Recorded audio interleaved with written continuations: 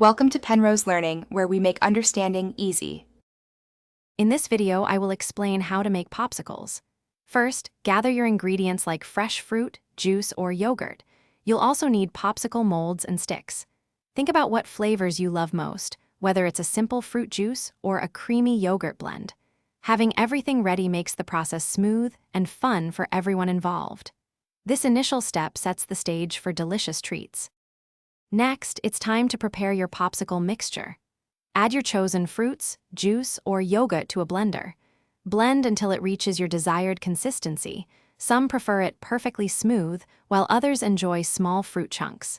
If you're aiming for a creamy texture, Greek yogurt or full-fat coconut milk works wonderfully. Don't forget to taste and adjust the sweetness before pouring. Now, carefully pour your delicious mixture into the popsicle molds. Remember to leave a small amount of space at the top, about 1/4 of an inch, to allow for expansion during freezing. Gently insert a popsicle stick into the center of each mold.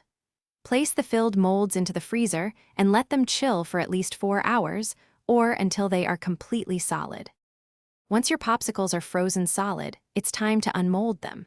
Briefly run the bottom of each mold under warm water for about 5 to 10 seconds. This helps loosen the popsicle for easy removal.